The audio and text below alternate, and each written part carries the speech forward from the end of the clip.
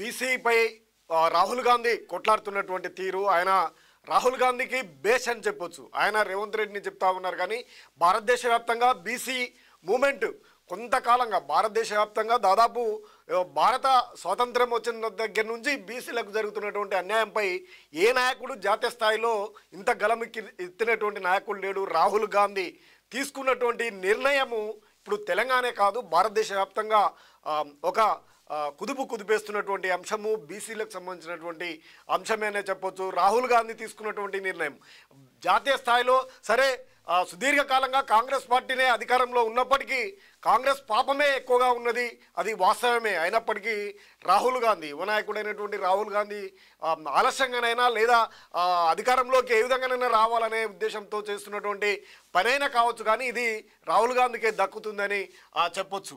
BC కోట కోసం పార్లమెంట్లో కొట్లాడదాం, రాష్ట్ర ప్రభుత్వం బిల్లు పంపితే బీజేపీ అడ్డుకుంటున్నది.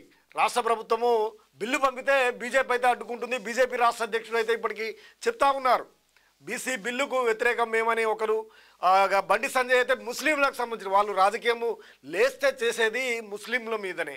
ఇటువంటి పద్ధతులు మానుకోవాలి. భారతదేశంలో అందరూ జీవిస్తున్నటువంటి వారికి సమాన హక్కులు రావడం కోసం జరుగుతున్నటువంటి రాజ్యాంగబద్ధంగా ఉన్నటువంటి నియమాలకు అనుకూలంగా వెళ్లాల్సినటువంటి అవసరం ఉంది. తలో మాట మాట్లాడుతూ ఉన్నారు. నిజంగా బీసీ అంశానికి వస్తే బీజేపీని దోషిగా కనిపిస్తూ ఉంది. దాన్ని దోషితనం నుండి బయటపడాల్సినటువంటి బాధ్యత బీజేపీపై ఉందని చెప్పొచ్చు. తెలంగాణలోని కులగణన దేశానికే మైలురాయి, నా అంచనాలకు మించి సర్వేను సీఎం రేవంత్ రెడ్డి టీం పూర్తి చేసింది.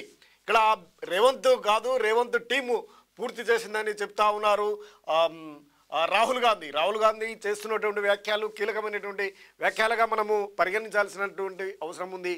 బీసీ కులగణన తెలంగాణలో జరిగిందంటే అది రాహుల్ గాంధీ పుణ్యమే.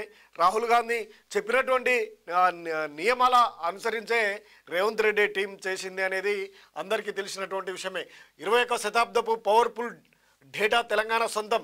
ఈ డేటాతో అన్ని వర్గాలకు న్యాయం. బీసీ ఎస్సీ ఎస్టీ పిల్లలకు ఇంగ్లీష్ను దూరం చేసే కుట్ర. బీజేపీ నేతల పిల్లలకేమో ఇంగ్లీష్ మీడియం చదువుల, బడుగు బలహీన వర్గాలు బాగుపడితే బీజేపీకి నచ్చలేదని ఫైర్. తెలంగాణ కులగణనపై ఏఐసిసి ఆఫీసులో ప్రజెంటేషన్.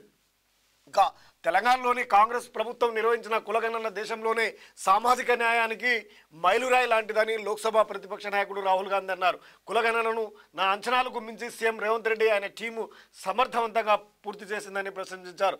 దేశవ్యాప్తంగా నిర్వహించే కులగణనను తెలంగాణ విధానంలో జరపాలని ఆయన డిమాండ్ చేశారు. బీసీలకు స్థానిక సంస్థలు, ఉద్యోగాల్లో, ఉద్యోగ నియామకాల్లో, విద్యాలయాల్లో 42% రిజర్వేషన్ కోసం రాష్ట్ర ప్రభుత్వం బిల్లు చేసి పంపితే బీజేపీ అడ్డుకుంటుంది. ఇటు రాష్ట్ర నాయకులు ఇటు కేంద్ర నాయకులు కూడా అడ్డుకుంటా ఉన్నారు. అడ్డుకోకుండా ప్రతిపక్షంగా తాము పూర్తి మద్దతునిస్తాం కాబట్టి బిల్లును వెంటనే ప్రవేశపెట్టి బిల్లు పాస్ చేయాల్సినటువంటి అవసరం ఉంది అని కూడా రాహుల్ గాంధీ చెప్పడం ఇప్పుడు దేశ ప్రజలను మొత్తానికైతే ఆకర్షించేదిగా చెప్పొచ్చు. ముఖ్యంగా తెలంగాణలో ఉన్నటువంటి బీసీ సమాజం భారతదేశ వ్యాప్తంగా కొన్ని తరాల తరబడి కొట్లాడుతూ ఉంది.